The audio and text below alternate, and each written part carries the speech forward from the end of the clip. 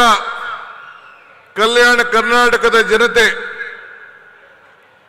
ಕಾಂಗ್ರೆಸ್ ಸರ್ಕಾರಕ್ಕೆ, ಕಾಂಗ್ರೆಸ್ ಪಕ್ಷಕ್ಕೆ, ಮಲ್ಲಿಕಾರ್ಜುನ್ ಖರ್ಗೆ ಅವರ ನೇತೃತ್ವಕ್ಕೆ, ಸಿದ್ದರಾಮಯ್ಯನವರ ಆಡಳಿತಕ್ಕೆ 6 ಜನ ಎಂಪಿಗಳನ್ನು ಕೊಟ್ಟು ಇಡೀ ದೇಶಕ್ಕೆ ಒಂದು ದೊಡ್ಡ ಸಂದೇಶವನ್ನು ಕಳಿಸ್ಕೊಟ್ಟಿದ್ದೀರಿ. ಅದಕ್ಕೆ ನಿಮ್ಮೆಲ್ಲರೂ ಕೂಡ 1 ಕೋಟಿ ನಮಸ್ಕಾರವನ್ನು ಅರ್ಪಿಸಲಿಕ್ಕೆ ನಾನು ಬಯಸ್ತಾ ಇದ್ದೇನೆ. ದೇವರು ನಮಗೆ ಕೊಟ್ಟಿರುವುದು 2 ಆಯ್ಕೆ, ಒಂದು ಕೊಟ್ಟು ಹೋಗೋದು, ಒಂದು ಬಿಟ್ಟು ಹೋಗುವಂಥದ್ದು.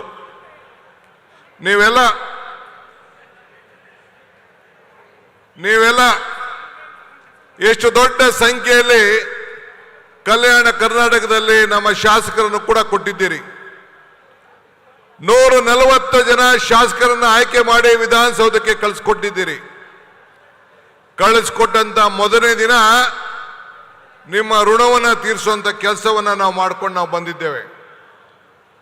ಇವತ್ತು ನಮ್ಮ ದರ್ಶನಾಪುರವರು, ನಿಮ್ಮ ಜಿಲ್ಲಾ ಸಚಿವರು, ನಮ್ಮ ಆರೋಗ್ಯ ಸಚಿವರು, ನಮ್ಮ ಲೋಕಸಭಾ ಸದಸ್ಯರುಗಳು ರಾಧಾಕೃಷ್ಣ ಮತ್ತು BV ನಾಯಕರು ಮತ್ತು ಈ ಜಿಲ್ಲೆಯ ಎಲ್ಲ ಶಾಸಕರುಗಳು ಅವರೆಲ್ಲ ಸೇರಿ ಇವತ್ತು ನಮ್ಮ ಪ್ರಿಯಾಂಕ್ ಖರ್ಗೆ ಅವರು ಇವತ್ತು ಇಲ್ಲಿಲ್ಲ. ಅಜಯ್ ಸಿಂಗ್ ರವರು ಕಲ್ಯಾಣ ಕರ್ನಾಟಕದ ಅಧ್ಯಕ್ಷ ಕೆಲಸ ಮಾಡ್ತಾ ಇದ್ದಾರೆ. ಕಲ್ಯಾಣದ ಪಥ ಅಭಿವೃದ್ಧಿಯ ರಥ ಆಗಿ ಇವತ್ತು ಉಳ್ಕೊಂಡಿದೆ. ಅದಕ್ಕೆ ಇಂಥ ದೊಡ್ಡ ಭವ್ಯವಾಗಿ ಸೇರುವಂತ ಜನಸಮೂಹವೇ ಇವತ್ತು ಸಾಕ್ಷಿಯಾಗಿ ಇವತ್ತು ಉಳ್ಕೊಂಡಿದೆ. ಈ ಭಾಗದ ಅಭಿವೃದ್ಧಿಯನ್ನ ದಿಕ್ಕನ್ನ ಬದಲಾಯಿಸಿ ಇಡೀ ಕರ್ನಾಟಕ ರಾಜ್ಯಕ್ಕೆ ಒಂದು ದೊಡ್ಡ ಸಂದೇಶವನ್ನು ಇವತ್ತು ನಾವೆಲ್ಲ ಕೊಟ್ಟಿದ್ದೇವೆ. ಪ್ರತಿ ಹಳ್ಳಿಗೂ ಕೂಡ, ಎಲ್ಲ ರಂಗದಲ್ಲೂ ಕೂಡ ಶೈಕ್ಷಣಿಕವಾಗಿ, ಆರೋಗ್ಯವಾಗಿ, ಗ್ರಾಮೀಣ ಅಭಿವೃದ್ಧಿ ಮತ್ತು ಉದ್ಯೋಗ, ರಸ್ತೆಗಳು, ಎಲ್ಲ ರಂಗದಲ್ಲೂ ಇವತ್ತು ಅಭಿವೃದ್ಧಿಯನ್ನು ನಾವು ಮಾಡ್ಕೊಂಡು ಬಂದಿದ್ದೇವೆ.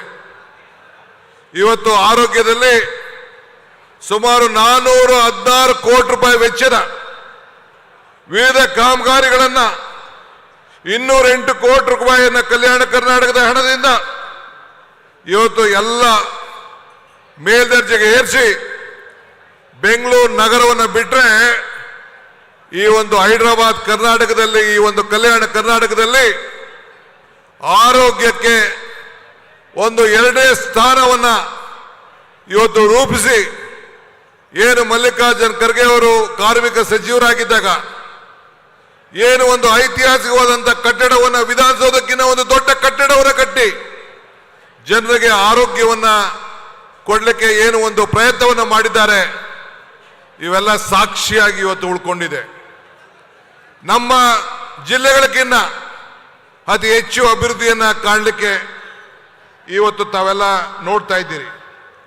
ರಾಹುಲ್ ಗಾಂಧಿ ಅವರು ಹಿಂದೆ ಬಂದಂತ ಸಂದರ್ಭದಲ್ಲಿ ಕೊಟ್ಟಂತ ಮಾತನ್ನ ಮಲ್ಲಿಕಾರ್ಜುನ್ ಖರ್ಗೆ ಅವರ ಮತ್ತು ಧರ್ಮಸಿಂಗ್ ಅವರ ಮುಖಂಡತ್ವದಲ್ಲಿ, ಸೋನಿಯಾ ಗಾಂಧಿ ಅವರ ನಾಯಕತ್ವದಲ್ಲಿ ಇವತ್ತು ಏನು ನಿಮ್ಮ 371J ಕೊಟ್ಟಿದ್ದಾರೆ.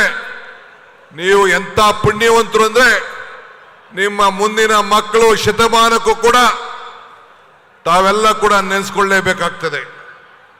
ಇವತ್ತು ನಾನು ಹೆಚ್ಚಿಗೆಯನ್ನು ಹೇಳಬೇಕಾಗಿಲ್ಲ. ಈ ಸರ್ಕಾರ ಬಂದ ಮೇಲೆ ನಾನು ಬರೀ ಗ್ಯಾರಂಟಿ ಬಗ್ಗೆ ಮಾತಾಡ್ತಾ ಇಲ್ಲ.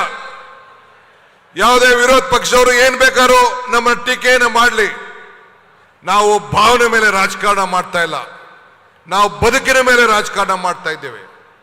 ಬೆಲೆ ಏರಿಕೆಯಿಂದ ಏನು ಜನ ತತ್ತರಿಸ್ತಾ ಇದ್ರು, ಏನು ಗ್ಯಾಸ್, ವಿದ್ಯುತ್ ಶಕ್ತಿ, ಹೆಣ್ಣು ಮಕ್ಕಳ ಪ್ರಯಾಣ, ಅನ್ನಭಾಗ್ಯ, ಯುವ ನಿಧಿ, ಇವೆಲ್ಲ ನಿಮ್ಮ ಬದುಕಿಗೋಸ್ಕರ, ಹೊಟ್ಟೆ ತುಂಬಲಿಕ್ಕೋಸ್ಕರ ಕೊಟ್ಟಂತ ಕಾರ್ಯಕ್ರಮಗಳು.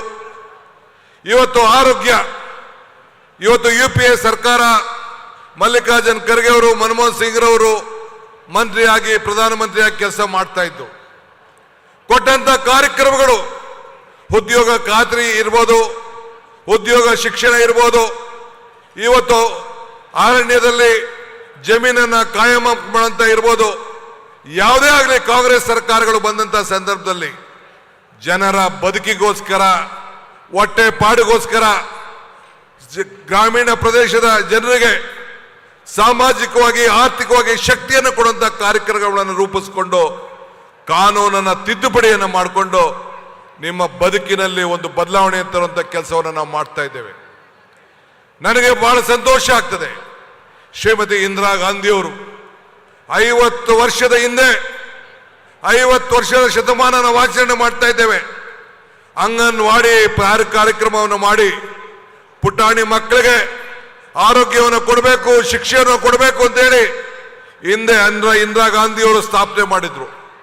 ಇಡೀ ವಿಶ್ವ ಶ್ರೀಮತಿ ಇಂದಿರಾ ಗಾಂಧಿಯವರ ಕಾರ್ಯಕ್ರಮವನ್ನು ಆವತ್ತಿನ ಕಾಲದಲ್ಲಿ ಹೊಗಳ್ತು. ಅದೇ ರೀತಿ ಕಾಂಗ್ರೆಸ್ ಸರ್ಕಾರಗಳು ಯಾವಾಗ ಅಧಿಕಾರದಲ್ಲಿ ಇದೆಯೋ ಎಲ್ಲರಿಗೂ ಕೂಡ ಸರ್ವರಿಗೂ ಸಮಪಾಡು ಅಂತೇಳಿ ಇವತ್ತು ಕಾರ್ಯಕ್ರಮವನ್ನು ನಾವು ರೂಪಿಸ್ಕೊಂಡು ನಾವು ಬರ್ತಾ ಇದ್ದೇವೆ. ಇವತ್ತು ಈ ಭಾಗದ ನಮ್ಮ ನಾಯಕರುಗಳಾದ ಮಲ್ಲಿಕಾರ್ಜುನ್ ಖರ್ಗೆ ಅವರ ಸಾಹೇಬರ ನಾಯಕತ್ವದಲ್ಲಿ, ಸಿದ್ದರಾಮಯ್ಯನವರ ಮುಖಂಡತ್ವದಲ್ಲಿ, ಪ್ರಿಯಾಂಕಾ ಖರ್ಗೆ ಅವರು, ಶರಣ್ ಪ್ರಕಾಶ್ ಪಾಟೀಲ್ ರವರು, ನಮ್ಮ ಅಜಯ್ ಸಿಂಗ್ ರವರು,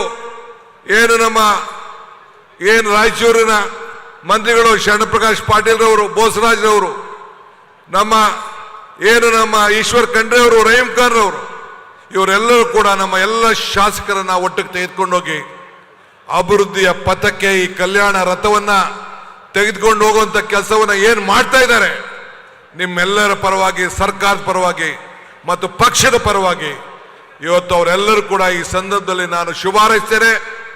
ಅವರ ಜೊತೆಯಲ್ಲಿ ನಿಲ್ಲಬೇಕು, ಸಾಮಾಜಿಕವಾದಂಥ ನ್ಯಾಯವನ್ನು ಕೊಡಬೇಕು ಅಂತೇಳಿ ಮಲ್ಲಿಕಾರ್ಜುನ್ ಖರ್ಗೆ ಅವರು, ಬಿಜೆಪಿಯವರು ಟೀಕೆ ಟಿಪ್ಪಣಿ ಮಾಡ್ತಾ ಇದ್ರು. ನಾವು ಸಾಮಾಜಿಕವಾಗಿ ಹಿಂದುಳಿದವರಿಗೆ ನ್ಯಾಯ ಕೊಡಬೇಕು ಅಂದಾಗ ಅಪಸ್ವರ ಎತ್ತಿಸ್ತಾ ಇದ್ದು. ಮತ್ತೆ ನೀವೆಲ್ಲರೂ ಕೂಡ ಧ್ವನಿಯನ್ನು ಕೊಡಬೇಕು, ನಿಮ್ಮೆಲ್ಲರೂ ಕೂಡ ಒಟ್ಟಿಗೆ ತೆಗೆದುಕೊಂಡು ಹೋಗಬೇಕು.